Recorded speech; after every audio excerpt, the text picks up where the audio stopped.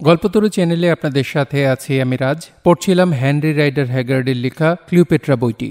পড়ছি এর 7ম পর্ব।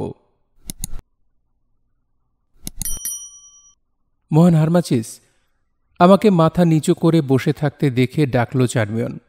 আগামীকাল ভোরে আপনাকে জল্লাদদের হাতে তুলে দেবে রানী। নিজেই তো শুনেছেন, কাজেই এখন আর কান্নাকাটির সময় নেই। পালাতে হবে আপনাকে।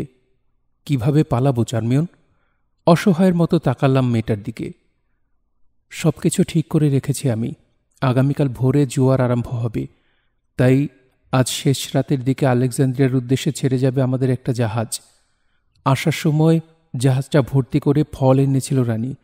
এই 3 দিনেই সব ফল শেষ, তাই আবার ফল আনার জন্য আলেকজান্দ্রিয়ায় যাচ্ছে সেটা। জাহাজটার ক্যাপ্টেনকে হাত করেছি আমি। দুষ্টমির হাসি হাসল চার্মিয়ন।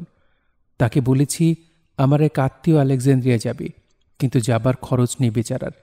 আর কিছু বলতে হলো না ক্যাপ্টেনকে, বাকিটুকু অনুমান করে নিল। আমি অনুরোধ করার আগেই স্বেচ্ছায় রাজি হয়ে গেল। কিন্তু আমাকে দেখে যদি সন্দেহ করে, একেবারে সাধারণ পোশাক গায়ে দিলে আপনাকে আর রাজবংশের লোক বলে মনে হবে না। সেরকম পোশাকও জোগাড় করেছি আমি। ব্রেনাস আপনাকে ক্যাপ্টেনের কাছে নিয়ে যাবে। আমিই নিয়ে যেতাম, কিন্তু কাজটা খুব বেশি ঝুঁকিপূর্ণ হয়ে যাবে। ক্যাপ্টেনকে একটা চিঠি লিখেছি আমি, সেটা ব্রেনাসের কাছে আছে। চিঠিটা পেলে সন্দেহ করবেন না ক্যাপ্টেন। আমাকে একদৃষ্টিতে ওর দিকে তাকিয়ে থাকতে দেখে জিজ্ঞেস করল, কিছু বলবেন আপনি? এত কিছু কখন করলে তুমি? যখন আপনি পাতাল কক্ষটাতে ছিলেন। আর কিছু বললাম না। তাহলে আমার কথা ফুরিয়েছে বুঝে বলল চার্মিয়ন, আর দেরি না করে ঘণ্টা 2 ঘুমিয়ে নিন। আমার বিছানাতেই শুয়ে পড়ুন। আমাকে ইতস্তত করতে দেখে বলল, লজ্জা পাবার কিছু নেই, আমার কোনো অসুবিধা হবে না। আমি সারা রাত জেগে থাকব, বসে থাকব ঠিক এই চেয়ারেই, পাহারা দিব আপনাকে। ঘণ্টা 2 পর টের পেলাম কে যেন আমার কাঁধ ধরে ঝাঁকাচ্ছে। জোর করে খুললাম 2 চোখের পাতা। সামনে চার্মিয়নকে দেখতে পেয়ে সব ঘটনা মনে পড়ে গেল। চোখ রগড়াতে রগড়াতে উঠে বসলাম। কিছু না বলে চার্মিয়ন রওনা হলো দরজার দিকে। কোথায় যাচ্ছ? যথাসম্ভব নিচু গলায় পিছু ডাকলাম। আপনার জন্য প্রস্তুত করে রাখা কাপড় চোপড় আনতে, এসে পড়বে এখনই।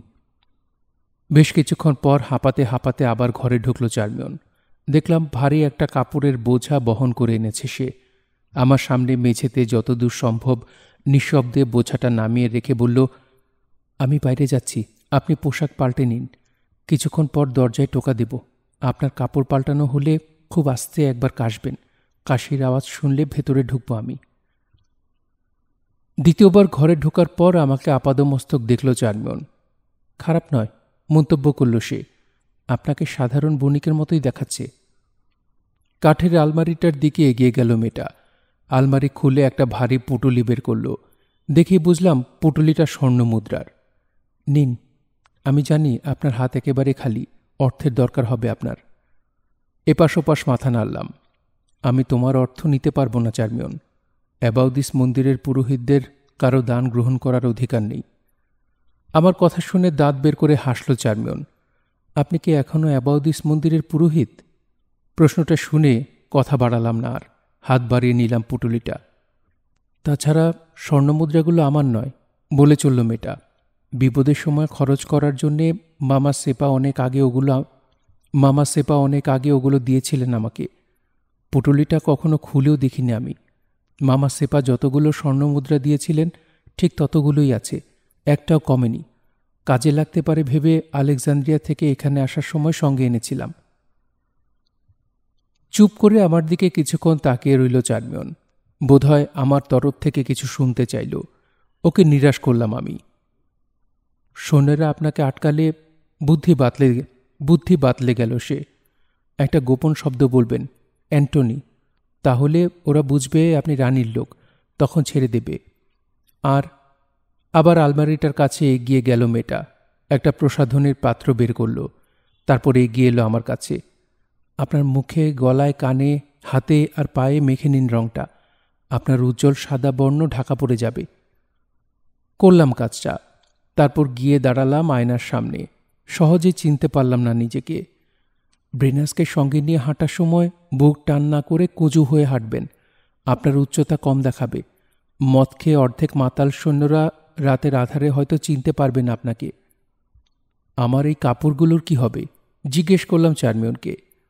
তোমার ঘরে কেউ ঢুকলেই তো দেখতে পাবে এগুলো। আপনি যাবার পর আমি ওগুলোতে আগুন লাগিয়ে দেব। বলতে বলতে ঝরঝর করে কেঁদে ফেলল চার্মিয়ন।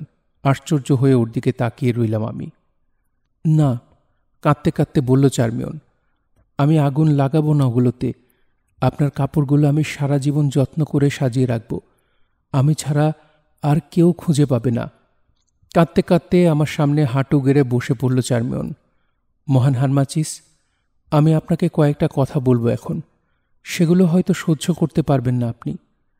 2 হাত জোর করে ক্ষমা প্রার্থনার ভঙ্গিতে মেঝের দিকে তাকিয়ে রইল মেয়েটা। চোয়াল শক্ত করলাম আমি। 2 চোখের পানি মুছে মুখ তুলে বলতে আরম্ভ করল চার্মিয়ন, পলাশ নয়, আমি বিশ্বাসঘাতকতা করেছিলাম আপনার সঙ্গে। আমি রানীকে বলেছিলাম খুন করার জন্যে খঞ্জন নিয়ে আপনি ঢুকবেন ওর শয়নকক্ষে। বিদ্রোহের সঙ্গে জড়িতদের নামও আমিই বলে দিয়েছিলাম, অন্য কারো জন্যে নয়। আমার কারণেই ভেস্তে গেছে বিদ্রোহের পরিকল্পনাটা। আমি বিশ্বাসঘাতিনী। পুরোপুরি স্তম্ভিত হয়ে গেলাম। মাথায় বাজ পড়লে অতটা কিংকর্তব্য বিমূঢ় হতাম না। স্থানকাল পাত্র ভুলে চেঁচিয়ে উঠতে যাচ্ছিলাম। এক লাফে উঠে দাঁড়িয়ে আমার সামনে এসে দাঁড়ালো চার্মিয়ন। সর্বশক্তিতে চেপে ধরল আমার মুখ। আমায় অভিশাপ দিতে চাইলে মনে মনে দিন, বলল সে, কিন্তু দয়া করে চেঁচাবেন না। রক্ষীরা একবার টের পেলে এখনই হত্যা করবে আপনাকে। কথাটা শুনে শান্ত হলাম কিছুটা। আমার মুখ থেকে হাত সরিয়ে নিল চার্মিয়ন। আগের চেয়ারটাতে আবার বসে পড়ল সে। বলল, আপনাকে একসময় সত্যিই ভালোবেসেছিল রানী, কিন্তু ওর আগে আমি আপনাকে মন দিয়েছি। মামা সেপার বাসায় আপনাকে প্রথমবার দেখার পরই আপনার প্রতি দুর্বল হয়ে পড়লাম আমি। দিন গড়াতে লাগলো আর পাল্লা দিয়ে বাড়তে লাগলো আমার ভালোবাসা। সম্পূর্ণ নিঃস্বার্থভাবে আপনাকে ভালোবেসেছি, কোনোদিন কিছু চাইনি। আপনি একবার আমার দিকে তাকালেই নিজেকে ধন্য মনে করতাম। কিন্তু প্রাসাদে থাকার সময় আমাকে কি একবারও সুনজরে দেখেছেন আপনি? তিক্ত হাসল সে। আপনি আমাকে মানুষ বলেই মনে করতেন না। আপনার দৃষ্টিতে আমি ছিলাম হয়তো একটা মূর্তি। একজন সাধক পুরুষের দৃষ্টি নিজের দিকে টানার মতো রূপ যৌবন আমার ছিল না, এখনও নেই। এটাই আমার অপরাধ। এই একটা দিক দিয়েই আমাকে হারিয়ে দিয়েছে রানী, নইলে হয়তো আপনি আমার হতেন। থেমে কিছুক্ষণ চুপ করে রইল সে। তারপর আবার বলতে আরম্ভ করল, আমি কত আগ্রহ নিয়ে আপনার কাছে যেতাম। চূড়ান্ত ঔদাসীন্য নিয়ে বারবার আমাকে প্রত্যাখ্যান করতেন আপনি। ব্যাপারটা মেনে নিতাম, কিন্তু আপনি রানীর প্রতি দুর্বল হতে আরম্ভ করেছেন টের পেয়ে নিজেকে আর ঠিক রাখতে পারলাম না। আমি রক্ত মাংসে গড়া একজন মানবী মাত্র, আবেগ নিয়ন্ত্রণের সাধনা করিনি। তবুও নিজের ঈর্ষাকে বাদ দিয়ে ঠেকিয়ে রেখেছিলাম। অনেক কষ্ট করে সহ্য করছিলাম আপনার আর রানীর প্রেম। রানীকে খুন করার কথা ছিল যে রাতে, তার আগের রাতে ভেঙে গেল আমার সমস্ত সংযম। আবারও থামল চার্মিয়ন। মেয়েটার কথায় এত বেদনা ছিল, এত আবেগ ছিল যে সময় বয়ে যাচ্ছে টের পেয়েও না শুনে পারলাম না। দাঁড়িয়ে রইলাম স্থানুর মতো। আর আগের মতোই নিচু গলায় বলে চলল চার্মিয়ন, রুমালটা ইচ্ছে করে মেঝেতে ফেলেছিলাম। আমি আপনাকে ভালোবাসি কথাটা বলতেও পারছিলাম না, আবার না বলেও থাকতে পারছিলাম না। রানী আপনাকে দখল করে নেবে, তাই ভালোবাসার রাজা বানালো। কথাটা মনে পড়া মাত্রই রুমাল ফেলার মতো হাস্যকর উপায়ে আপনাকে ভালোবাসার কথা জানাতে চাইলাম, কিন্তু আপনি কি করলেন? আমার ভালোবাসার নিদর্শনকে অত্যন্ত তুচ্ছ জিনিসের মতো ছুঁড়ে ফেলে দিলেন বাইরে। হয়তো বলবেন রানীকে বোঝানোর জন্য ওরকম করতে হয়েছিল, কিন্তু আরও 1000টা মিথ্যা বলে রানীর মন থেকে শঙ্কা দূর করা যেত। আপনি করেননি। শুধু তাই নয়, আমাকে অভিশাপ দিলেন। তখন আপনাকে মিশরের সবচেয়ে বড় পুরোহিত আর সাধক বলে জানতাম। সুতরাং নিশ্চিত হলাম আপনার অভিশাপ আমার উপর পড়বেই। সবচেয়ে বড় কথা, ভালোবাসার ব্যাপারে আমার প্রতিদ্বন্দ্বী মিশরের রানী ক্লিওপেট্রা আপনার সামনে বলল মরে যাওয়া উচিত আমার। এই কথাটাই আমাকে আঘাত করল সবচেয়ে বেশি। আর সহ্য করতে পারলাম না। আবার কাঁদতে আরম্ভ করল চার্মিয়ন। ফুপিয়ে ফুপিয়ে বলতে লাগল, আপনার সঙ্গে খুব খারাপ ব্যবহার করলাম সে রাতে, কিন্তু আপনি আমাকে বুঝিয়ে বলার বদলে আমার চেয়েও খারাপ ব্যবহার করলেন। তখনই প্রতিশোধ নেবার শপথ করলাম। বিদ্রোহের ব্যাপারে রানীকে সব বলার পর ঠান্ডা হলো মাথা। আর তখনই বুঝলাম কত বড় ভুল করেছি। তারপর বারবার আপনাকে খুন করতে চাইল রানী, আর বারবার নিজের বুদ্ধি খাটিয়ে, প্রভাব খাটিয়ে আপনাকে উদ্ধার করলাম আমি। ব্যাপারটাকে আমার অনুশোচনা বা ভালোবাসা যেটা খুশি বলতে পারেন। কিছুই বললাম না। ওর সঙ্গে কথা বলতে ইচ্ছা করছিল না আমার। আপনার কাপড় চোপড়ের সঙ্গে একটা ছুরি দিয়েছি আমি, দেখেছেন? অনেক আগেই দেখেছি, কিন্তু চারমনের প্রশ্নের জবাবে হ্যাঁ না কোনোটাই বললাম না। চুপ করে রইলাম আগের মতো। খাপ থেকে খুলে হাতে নিন ছুরিটা, তারপর খুন করুন আমাকে। আমার পাপের প্রায়শ্চিত্ত হোক। আপনার ভালোবাসা আমি পাইনি কোনো দিন। আপনার ঘৃণা নিয়ে আপনার হাতে মরতে পারলেও জীবনটাকে ধন্য মনে করব আমি। একবার মনে হলো কাজটা করা উচিত। হাত বাড়ালাম ছুরিটা বের করার জন্য। হঠাৎ মনে পড়ল, পরিচয় হওয়ার পর থেকে আমি কিছুই করিনি চারমিয়নের জন্য। আর মেয়েটা আমার জীবন বাঁচিয়েছে অনেকবার। তাছাড়া ওকে শাস্তি দেওয়ার কোনো অধিকার নেই আমার। আমি দেবতা বা বিচারক কোনোটাই নই। কি হলো, দাঁড়িয়ে রইলেন যে চুপ করে? আমাকে অভিশাপ দিন, তারপর খুন করুন। আপনি যদি কাজটা না করেন তাহলে আত্মহত্যা করা ছাড়া কোনো উপায় থাকবে না আমার। আমরা দুজনেই পাপী চারমিয়ন। অনেকক্ষণ পর মুখ খুললাম আমি। তোমাকে খুন করার কোনো অধিকার নেই আমার, আবার আত্মহত্যা করার কোনো অধিকার নেই তোমার। আমাদের দুজনের শাস্তি হচ্ছে বেঁচে থাকা এবং দেবতাদের অভিশাপ অনুযায়ী কষ্ট ও যাতনা ভোগ করা। উপকার করার জন্যে অনেক ধন্যবাদ তোমাকে। হয়তো পারবো না, কিন্তু যদি কোনোদিন সম্ভব হয় প্রতিদান অবশ্যই দেব আমি। একটু থেমে যোগ করলাম, আমার দেরি হচ্ছে, আমাকে পথ দেখাও। উঠে দাঁড়ালো চারমিয়ন। হঠাৎ আমার বুকের কাছে জামাটা দুহাতে শক্ত করে আঁকড়ে ধরল। আগের মতোই ফোঁপাতে ফোঁপাতে বলল, আপনার কিছুই নেই, কেউ নেই এই পৃথিবীতে। এখন হয়তো একমাত্র আমিই ভালোবাসি আপনাকে। আমাকে সঙ্গে নিয়ে চলুন আপনি। যেখানে নিয়ে যাবেন যাব। যদি দাসীর মতো আচরণ করেন আমার সঙ্গে, সেটাও হাসি মুখে সহ্য করব। শুধু আমাকে সঙ্গে রাখুন। আপনি সহজ সরল লোক, বারবার বিপদে পড়বেন। আমাকে সঙ্গে নিয়ে চলুন। আমি আপনাকে সব বিপদ থেকে উদ্ধার করব। আপনাকে ছুঁয়ে প্রতিজ্ঞা করে বলছি, মৃত্যু ছাড়া আর কেউই আমাকে আপনার থেকে আলাদা করতে পারবে না। তোমাকে সঙ্গে নিয়ে যাব? না চেঁচিয়ে পারলাম না, কিন্তু পরিস্থিতির গুরুত্ব মনে পড়াতে সঙ্গে সঙ্গে নামালাম গলাটা। তুমি সঙ্গে থাকলে তোমার দিকে তাকানো মাত্রই আমার মনে পড়বে ভালোবাসায় অন্ধ হলে নারী কি করতে পারে। তখন আমাদের দুজনের সম্পর্কটা আরও খারাপ হবে। তার চেয়ে বরং তুমি এখানেই থাকো, রানীর সেবা করতে থাকো নিজের বুদ্ধি দিয়ে। হঠাৎ একটা কথা মনে পড়ে যাওয়ায় জিজ্ঞেস করলাম, একটা উপকার করতে পারবে আমার? টপ টপ করে পানি পড়ছিল চারমিয়নের দু চোখ বেয়ে। আমার কাপড় ছেড়ে দিয়ে দুহাতের উল্টো পিঠ দিয়ে চোখ মুছে জিজ্ঞেস করল সে, কি উপকার? একটা প্রতিজ্ঞা করতে পারবে? কিসের প্রতিজ্ঞা? যদি কোনোদিন সম্ভব হয় আমি প্রতিশোধ নেব ক্লিওপেট্রার ওপর। শপথ করো, যদি সেদিনও তুমি ক্লিওপেট্রার চাকরানী থাকো তাহলে সহায়তা করবে আমাকে, বিশ্বাসঘাতকতা করবে না।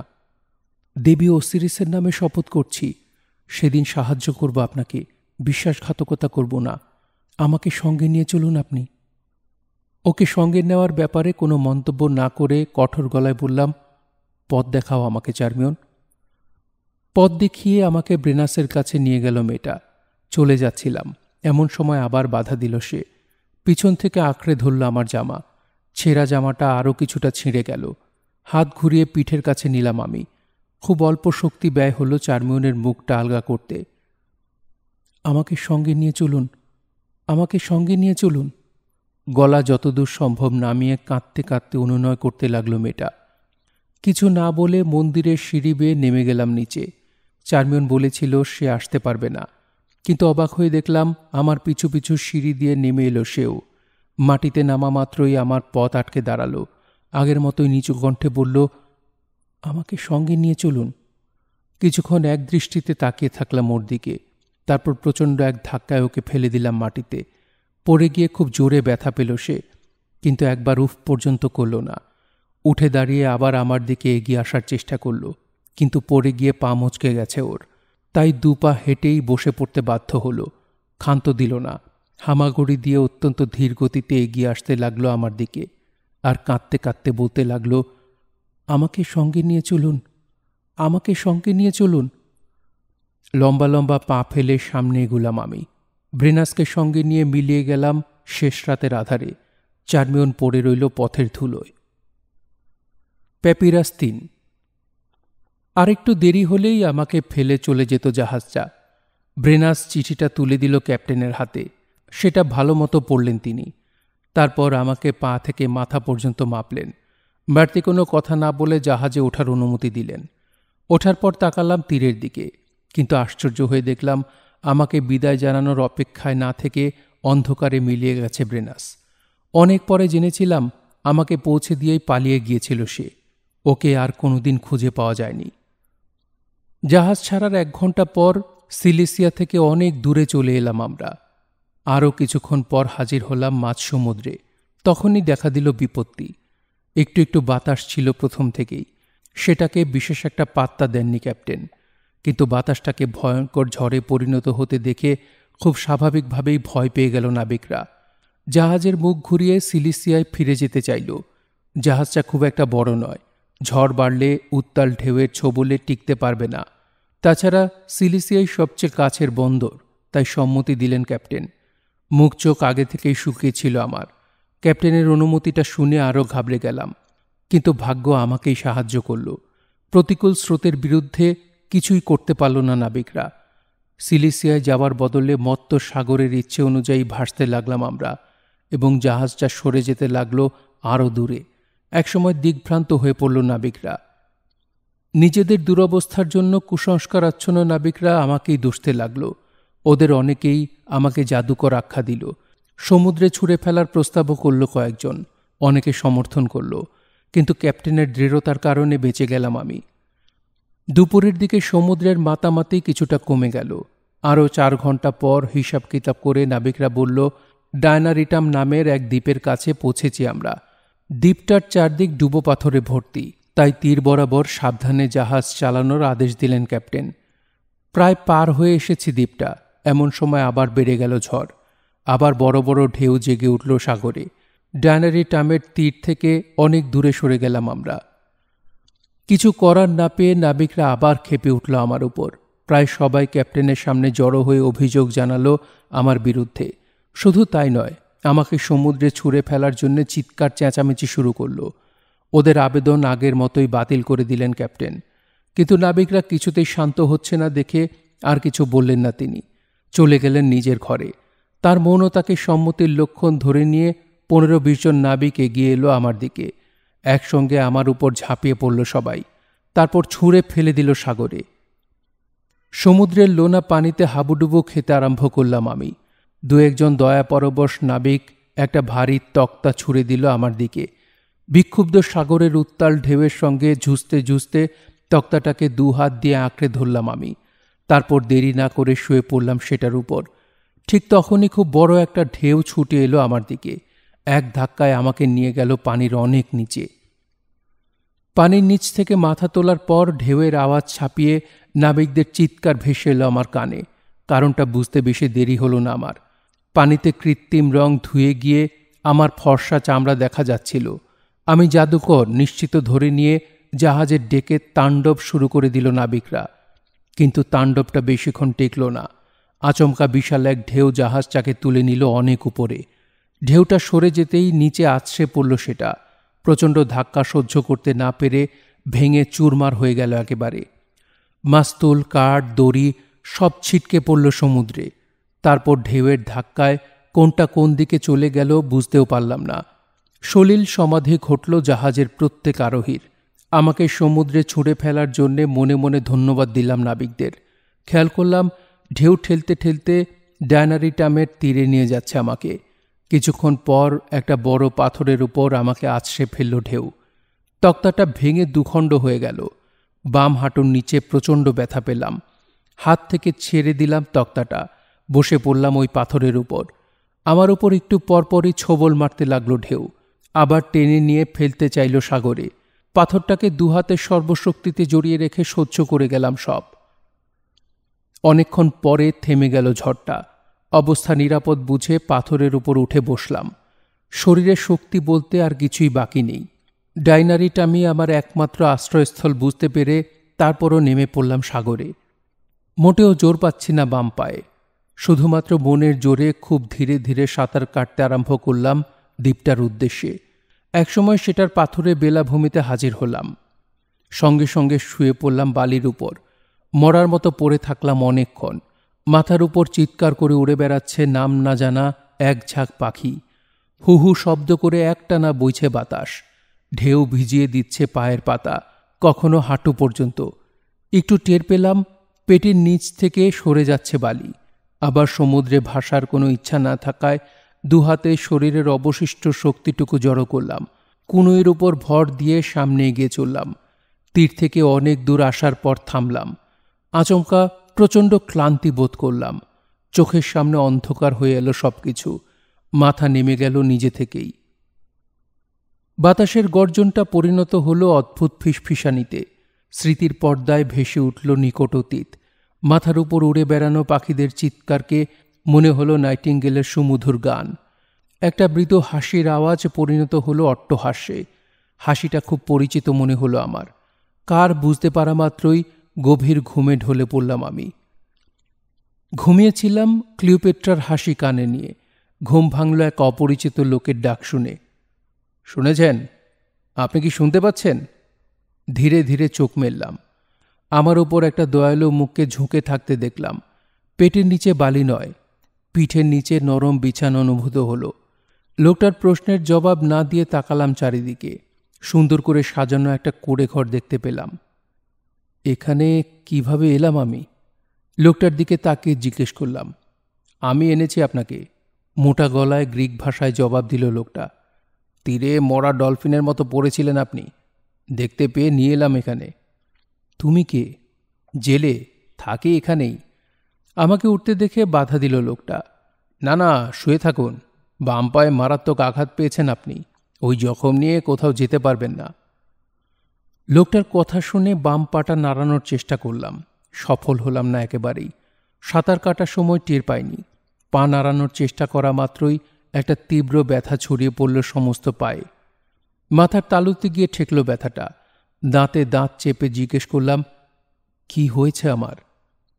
হাঁটুর নিচের হাড়টা ভেঙে গেছে, কাছে পিঠে কোনো চিকিৎসক নেই, তাই আমি কোনো রকমে পট্টি বেঁধে রেখেছি, জবাব দিল লোকটা। তারপর আমাকে পাল্টা প্রশ্ন করল, আপনি কে? আমি একজন মিশরীয় ভ্রমণকারী। দেশ বিদেশে ঘুরে বেড়ানোটাই আমার কাজ। গত রাতের ভয়ঙ্কর ঝড়ের কারণে ডুবে গেল আমার জাহাজ। একটা তক্তা ধরে কোনো রকমে ভাসতে ভাসতে এই দ্বীপে হাজির হলাম। তারপর আর কিছু মনে নেই। কি নাম আপনার? ডায়নারিটামের সবচেয়ে বড় পাহাড়টা দেখিয়ে গতকাল জাহাজের এক নাবিক আমাকে বলেছিল ওটার নাম অলিম্পাস। নিজের নাম হিসেবে চালিয়ে দিলাম সেটা। আমার নাম অলিম্পাস। আর তোমার? পোসেডন। এরপর থেকে পোসেডনের সঙ্গে আমার খুব ভালো সম্পর্ক গড়ে উঠল। লোকটা খুব সৎ আর একেবারে সহজ সরল। চার্মিয়ন আমাকে এক থলে স্বর্ণ মুদ্রা দিয়েছিল। ডায়নারিটামের তীরে ঘুমিয়ে পড়ার সময়ও থলেটা আমার কোমরে বাঁধা ছিল। ইচ্ছে করলেই পোসেডন গায়েব করে দিতে পারত সেটা, বা সেখান থেকে কিছু মুদ্রা সরাতে পারত, কিন্তু কোনোটাই করেনি সে। 6 মাস কাটিয়ে দিলাম পোসেডনের সঙ্গে। লোকটাকে যতই দেখলাম ততই অদ্ভুত লাগলো আমার। কোনো জটিলতা নেই ওর জীবনে, কথাবার্তায়, চালচলনে। বিয়ে করেনি সে। আক্ষরিক অর্থে মেয়েদের উপর কোনো রকম আকর্ষণ নেই ওর। একবার জিজ্ঞেস করাতে উত্তর দিল, যত সুন্দরী হোক না কেন, নারী ওর কাছে সমুদ্রের ঢেউ, তীরের বালি, অলিম্পাসের চূড়া কিংবা পাখির ঝাঁকের মতোই বৈচিত্র্যহীন, গুরুত্বহীন। ওর মুখে এক আর মনে আরেক কিনা পরীক্ষা করার জন্যে মাঝে মধ্যে রাতে ঘুমানোর আগে মেয়েদের নিয়ে গল্প করি ওর সঙ্গে। বানিয়ে বানিয়ে বলি, অনেক দেশে ঘুরেছি আমি, অনেক সুন্দরী মেয়ে দেখেছি, কিন্তু আমাকে যার পণ্যায় আশ্চর্য করে দিয়ে গল্প শুরু হওয়ার কিছুক্ষণের মধ্যেই ঘুমিয়ে পড়ে পোসেডন। দিনের বেলায় মাছ ধরে সে, বিকেলে সেগুলো বিক্রি করে বাজারে। রাতে কখনো তীরে বসে এক মনে শোনে সাগরের গান, কখনো অলিম্পাসের মাথায় বসে গণনা করে আকাশের তারা। সমুদ্রে ঝড় উঠলে ওর মনটা সবার আগে, সব কিছুর আগে সেই ঝড়ের ছোবলে তছনছ হয়ে যায়। তখন নিজের কুটিরে বসে এক মনে বাঁশি বাজায় সে। কি অপূর্ব সেই বাঁশির সুর! মনের প্রতিটা ঝড়ো আবেগকে প্রতিটা ফুঁ আর আঙুলের জাদুময় কারুকাজের মাধ্যমে একেবারে নিখুঁতভাবে ফুটিয়ে তোলে পোসেডন। অবাক বিষয়ে দেখি লোকটাকে, কত সাধনা, কত জ্ঞান অর্জন করেছি আমি, সবই বিফলে গেছে। প্রকৃত সাধু হতে পারিনি বিভাগী হতে। কিন্তু পোসেডন বিনা সাধনায় সাধু। সুখ কি তা না জেনেই পৃথিবীর সবচেয়ে সুখী মানুষ। দিন আনে দিন খায় সে।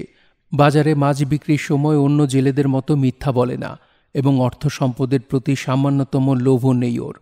ব্যাপারটা পরীক্ষা করার জন্য মেয়েদের বানোয়াট গল্পের মতোই ওকে গুপ্তধনের মিথ্যা গল্প শোনাই আমি।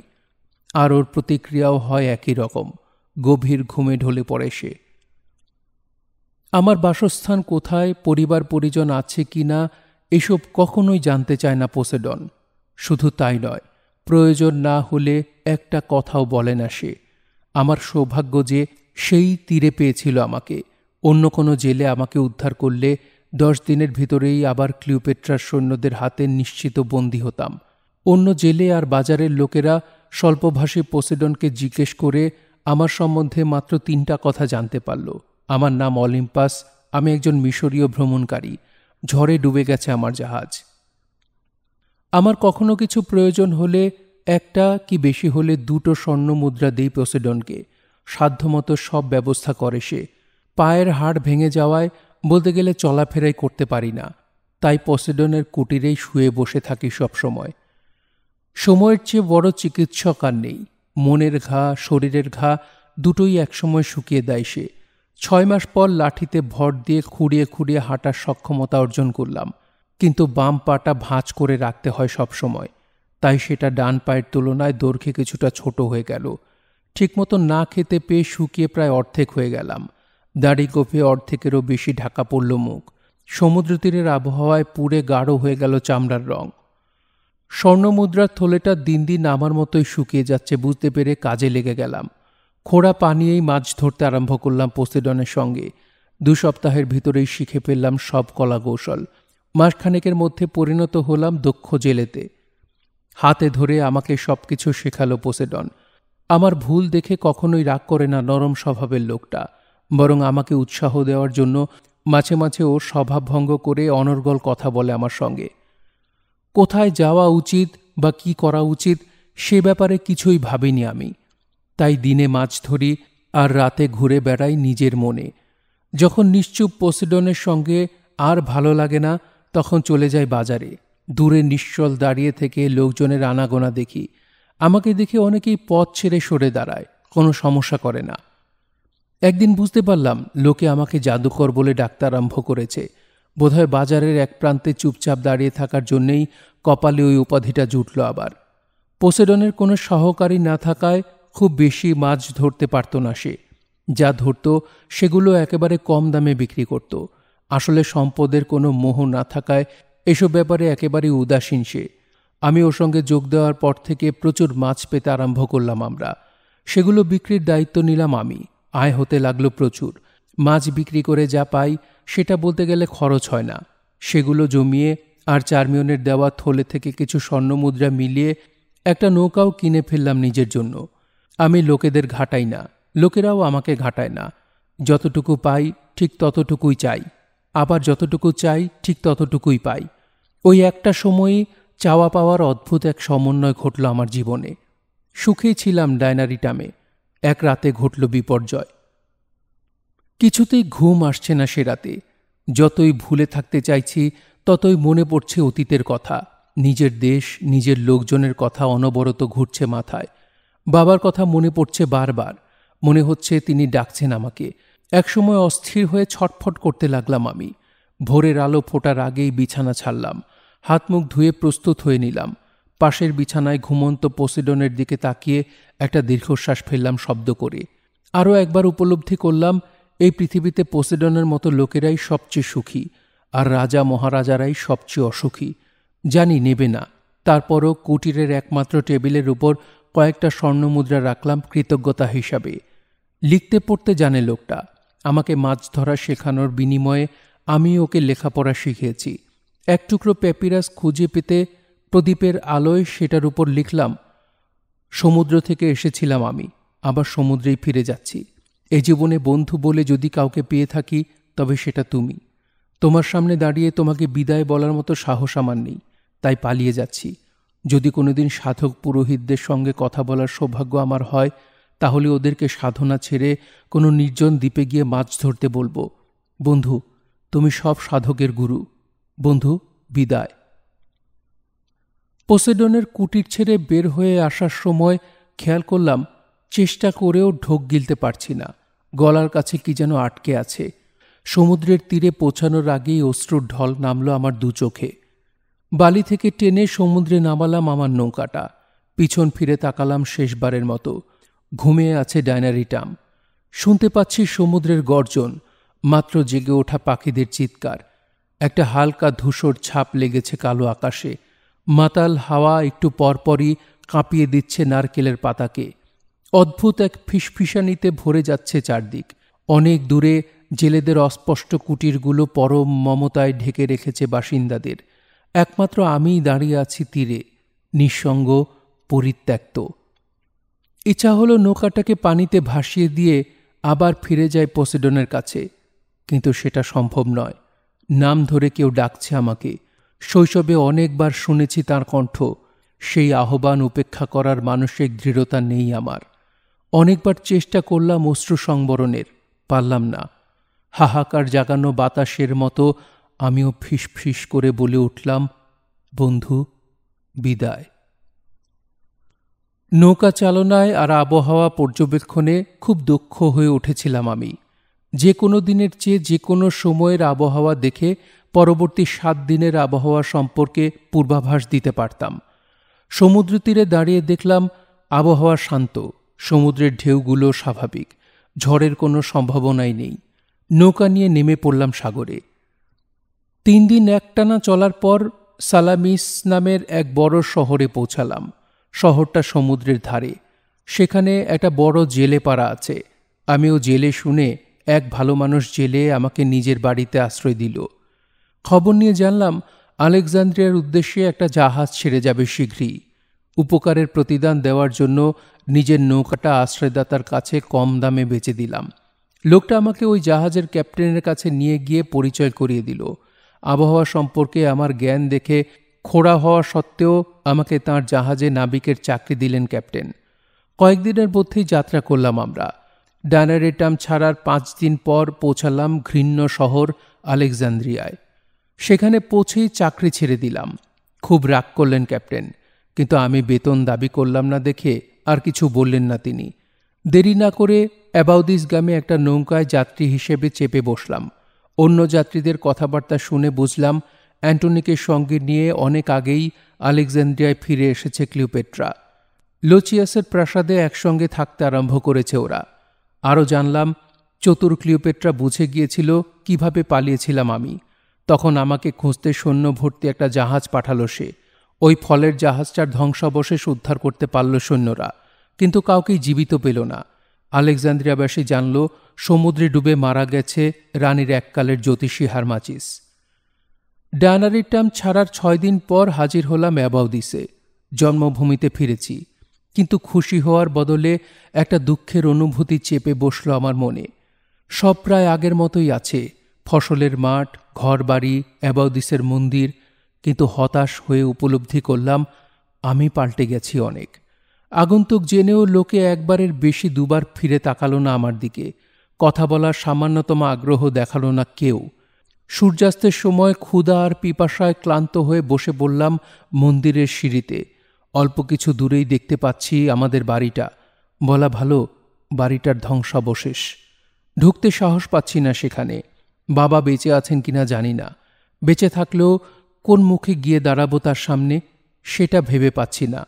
কান্না পাচ্ছে খুব, কিন্তু দাড়ি গোফালা এক খোড়া গাঢ় বাদামি রঙের আগন্তুক মন্দিরের দরজায় বসে কাঁদছে। ব্যাপারটা পথচারীদের দৃষ্টি আকর্ষণ করতে পারে ভেবে চেপে রাখলাম কান্নাটা। শেষ পর্যন্ত সাহস সঞ্চয় করতে পেরে উঠে দাঁড়ালাম। দুরু দুরু বুকে ঢুকলাম মন্দিরের ভিতর। লাঠিতে ভর দিয়ে হাঁটছি আমি, তাই ঠক ঠক আওয়াজ হচ্ছে। সেই আওয়াজটাই প্রতিধ্বনিত হয়ে আমার বুকে কাঁপন তুলে দিল। ধীর গতিতে এগুলাম বাবার কামরার উদ্দেশ্যে। দরজাটা আগের মতোই ভিড়িয়ে রাখা আছে। আগের মতোই সেটার বাইরে দাঁড়িয়ে ইতস্তত করলাম বেশ কিছুক্ষণ। তারপর একসময় ঠেলে ঢুকে পড়লাম ভিতরে। সেই পিঠবাঁকা চেয়ারটাতে বসে আছেন বাবা, মাথা নামিয়ে রেখেছেন পাথরের টেবিলটার উপর। অনেকক্ষণ ধরে তাঁর দিকে তাকিয়ে রইলাম আমি। সামান্যতম নড়াচড়াও করলেন না তিনি, এমনকি দম নেওয়া বা ছাড়ার কোনো লক্ষণও দেখতে পেলাম না। তিনি মারা গেছেন হয়তো ভাবলাম, কিন্তু কিছুক্ষণ পর ঘাড় ঘুরালেন বাবা, সরাসরি তাকালেন আমার দিকে। আবছা আলোতে তার ঘোলা আর নিষ্প্রাণ চোখ জোড়ার দিকে তাকিয়ে চমকে উঠলাম আমি। বুঝতে পারলাম অন্ধ হয়ে গেছেন তিনি। আমার দিকে তাকিয়ে রইলেন বাবা, দৃষ্টি ফেরালেন না। কিছু বলতে পারলাম না, কিছু বলার সাহসও ছিল না আমার। চলে যাওয়াই উচিত বুঝতে পেরে এক পা পিছিয়ে আসা মাত্রই শুনতে পেলাম বাবার ঘরঘরে কণ্ঠস্বর, কাছে এসো। যাকে নিজের ছেলে বলে পরিচয় দিতে ঘৃণাবোধ করি আমি, সেই বিশ্বাসঘাতক হারমাচিস, কাছে এসো।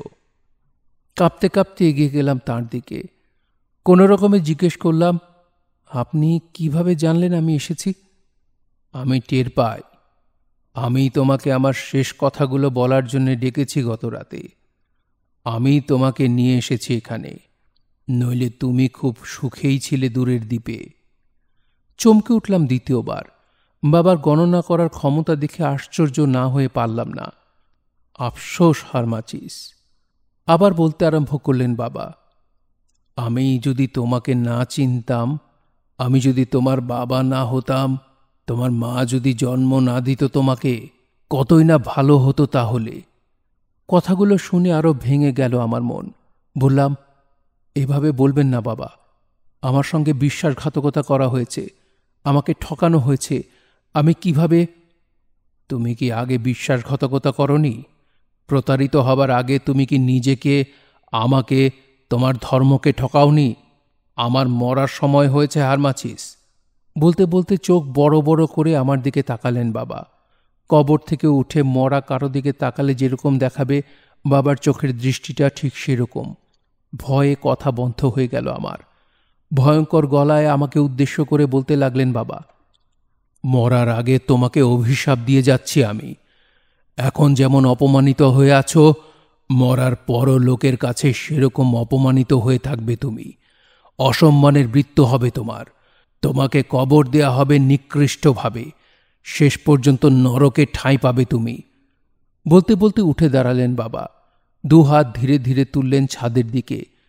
দেবতাদের অভিশাপ নামতে আরম্ভ করেছে তোমার উপর। খোড়া হয়ে গেছ তুমি। আমি অভিশাপ দিচ্ছি। দেবতাদের আরও অভিশাপ নামুক তোমার উপর, তোমার মায়ের অভিশাপ নামুক। মরো তুমি হারমাচিস, মরো। আর কিছু বলতে পারলেন না বাবা, লুটিয়ে পড়লেন মাটিতে। তার দুই ঠোঁটের কোণ বেয়ে বেরিয়ে এলো তাজা লাল রক্ত। দৌড়ে তার কাছে গেলাম আমি। ঘর ঘর করতে করতে জীবনের শেষ শ্বাসটা নিলেন তিনি, এবং সেটা ছাড়ার আগে দুটো শব্দ উচ্চারণ করলেন, অটোয়া, প্রতিশোধ। আর কিছু বলার আগে মারা গেলেন তিনি। অনেকক্ষণ কাঁদলাম। তারপর এক সময় বুঝতে পারলাম আমার কান্না ফুরিয়ে গেছে। আকাশে ভোরের আলো ফুটে উঠেছে তখন। আমাকে উদ্দেশ্য করে বলা বাবার শেষ শব্দ দুটো মনে পড়ে গেল। অটোয়া মানে অটোয়ার কাছে যাও, এবং প্রতিশোধ মানে প্রতিশোধ নাও ক্লিওপেট্রার উপর। গেলাম বুড়ি দাইমা অটোয়ার কাছে। ওকে আমার পরিচয় দেওয়া মাত্রই চিৎকার চেঁচামেচি আরম্ভ করল সে। বাধ্য হয়ে ওর মুখ চেপে ধরলাম। তারপর ওকে বাবার মৃত্যুর খবরটা জানালাম। আতপাগলি বুড়ি খবরটা শুনে ভেঙে পড়ল কান্নায়। বাধা দিলাম না, যতক্ষণ পারল কাঁদতে দিলাম ওকে। কান্না থামলে বাবার শেষ শব্দ দুটো ব্যাখ্যা করলাম ওর কাছে। মনোযোগ দিয়ে শুনল সে। তারপর বলল, তোমার বাইরে যাওয়া চলবে না কিছুতেই। তোমার বাবাকে কবর দেবার ব্যবস্থা করছি আমি। তুমি আমার এখানেই থাকো। সাবধান, কেউ যেন টের না পায়। টানা ৮০ দিন লুকিয়ে রইলাম অটোয়ার বাড়িতে। এই সময়ের ভিতর বাবাকে কবর দেওয়া হলো। মায়ের কফিনের পাশেই রাখা হলো তাঁর কফিন। তারপর আবার ভালো মতো বন্ধ করে দেওয়া হলো কবরের মুখ। সবই জানলাম আমি, কিন্তু লোক জানাজানির ভয়ে করতে পারলাম না কিছুই। যেদিন বন্ধ হলো কবরের মুখ, সেদিনই অটোয়াকে নিয়ে অ্যাবাউদিস ছেড়ে পালালাম। নীলনদ পার হয়ে টেপে নামের একটা শহরে গেলাম আমরা। অ্যাবাউদিস থেকে বেশ কিছুটা দূরে শহরটা। সেটার উত্তরে একটা মরুভূমি, আরও অনেকগুলো পাহাড়। পাথরে নির্মিত প্রাচীন ফারাওদের কয়েকটা কবরও আছে সেখানে। সম্পদের লোভে সবগুলো কবরের গুপ্তধন ভেঙে ফেলেছে চোরের দল। প্রতিটা কবরের ভিতর ঢুকলাম আমি। থাকার উপযোগী প্রকোষ্ঠ খুঁজলাম, একটাতে পেয়েও গেলাম সেরকম। অটোয়াকে নিয়ে আশ্রয় নিলাম সেখানে। অটোয়া থাকে কবরে ঢোকার গুপ্ত দরজার পাশে, মোটামুটি বড় একটা প্রকোষ্ঠে, আর আমি মাটির অনেক নিচের একটা কামরায়। আলো প্রবেশ করে না সেখানে। কামরাটার বাতাস ঠান্ডা, স্থির। সন্ধ্যার সময় একটা লণ্ঠন হাতে আসে অটোয়া, অল্প কিছু খাবার আর পানি দিয়ে যায় আমাকে।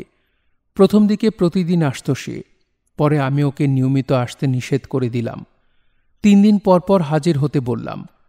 আমার জন্যে বা নিজের জন্যে কিভাবে খাবার জোগাড় করে সে জানি না, হয়তো ভিক্ষা করে বাজারে, অথবা হয়তো কারো বাড়িতে কাজ করে। টানা 8 বছর সেখানে নিজেকে লুকিয়ে রাখলাম আমি। নিজের কৃতকর্মের জন্য অনুশোচনা করলাম, না খেয়ে না ঘুমিয়ে দেবতাদের কাছে কান্নাকাটি করে আমার পাপের জন্য ক্ষমা প্রার্থনা করলাম। একদিন অটোয়ার পরামর্শে আবার শুরু করলাম সাধনা। পুরনো বিদ্যাগুলো ঝালিয়ে নিতে আরম্ভ করলাম। চিকিৎসা শাস্ত্রে অজ্ঞ ছিলাম, তাই সে ব্যাপারে পড়াশোনা করার আগ্রহ প্রকাশ করলাম। অটোয়া কিছু প্যাপিরাস খণ্ড এনে দিল আমাকে। দিনের বেলায় পড়তাম আমি, কারণ লণ্ঠন জ্বালিয়ে রাখার মতো আর্থিক সামর্থ্য নেই। ভোরের আলো ফুটে ওঠার সঙ্গে সঙ্গেই নিজের অন্ধকার গুহা ছেড়ে উঠে আসি উপরে। সূর্য ডোবার আগ পর্যন্ত পড়ি। একদিন জানলাম ব্যায়ামের অভাবে নষ্ট হয়ে যাচ্ছে শরীর, তাই নিয়ম করে বাইরে বের হতে আরম্ভ করলাম। সূর্য ওঠার পর 1 ঘন্টা, ডোবার আগে 1 ঘন্টা মরুভূমির তপ্ত বালুর উপর হাঁটাহাঁটি করি। এতে ব্যায়ামও হয়, সূর্যের উজ্জ্বল আলো সইয়ে নিতে পারি চোখে, আবার পাপের প্রায়শ্চিত্ত হিসেবে নিজেকে কষ্টও দেয়া যায়। হাঁটা শেষ হলে পিপাসায় ফেটে যায় বুক, কিন্তু 1 ফোঁটা পানি খাই না। আমার প্রায়শ্চিত্তের বয়স যত বাড়তে লাগলো, চিকিৎসা শাস্ত্রের প্রতি আমার আগ্রহ তত বাড়তে লাগলো। অটোয়ার পক্ষে সম্ভব নয় বুঝতে পেরে আমি নিজেই আরও কিছু প্যাপিরাস খণ্ড জোগাড় করতে আরম্ভ করলাম। মনোযোগ দিয়ে পড়ি প্রতিটা বই, আর মাথায় গেঁথে রাখি সবগুলো রোগের বিবরণ, চিকিৎসার বর্ণনা। খুব ক্লান্তি বোধ করলে পোসেডনের অনুকরণে পাহাড়ে চড়ি। তাকিয়ে থাকি রাতের আকাশের তারাগুলোর দিকে। কোনো কোনো দিন পাহাড়ের চূড়াতে বসেই মগ্ন হয়ে যাই ধ্যানে, আবার কোনো দিন ঘুমাই সেখানেই। একদিন হঠাৎ করে উপলব্ধি করতে পারলাম আমার পাপের বোঝাটা হালকা হতে আরম্ভ করেছে। আরও বুঝলাম সাধনার বলে অনেক কিছু জানতে পেরেছি আমি। অনেক দিন পর খুশিতে নেচে উঠল মন। 8 বছরের সাধনার শেষে পা দিলাম 9ম বছরে। একদিন বই আনতে বাজারে গিয়ে খেয়াল করলাম লোকে শ্রদ্ধার দৃষ্টিতে দেখতে আরম্ভ করেছে আমাকে। আরও কয়েকদিন পর বুঝতে পারলাম আমাকে নিয়ে একটা গুজব ছড়িয়ে পড়েছে সারা শহরে। অটোয়াকে জিজ্ঞেস করে জানলাম লোকের কাছে একজন পবিত্র মানুষ হিসেবে পরিচিত হয়ে গেছি আমি। ওরা আমাকে সাধু অলিম্পাস নামে ডাকতে আরম্ভ করেছে। অটোয়ার চোখের ধূর্ততার ছায়া দেখে বুঝলাম গুজবটা ছড়ানোর পেছনে ওর যথেষ্ট অবদান ছিল। শুনছিলেন হ্যান্ডি রাইডার হ্যাগার্ডের বই ক্লিওপেট্রা। পড়ছিলাম এর 7ম পর্ব। বইটি আপনাদের কাছে কেমন লাগছে তা অবশ্যই কমেন্ট করে আমাদেরকে জানাতে পারেন। ভালো লাগলে একটি লাইক করবেন, চাইলে শেয়ার করে অন্যকে শোনার সুযোগ করে দিতে পারেন। সবাই ভালো থাকবেন, সুস্থ থাকবেন এবং গল্পতরুর সঙ্গী থাকবেন। ধন্যবাদ।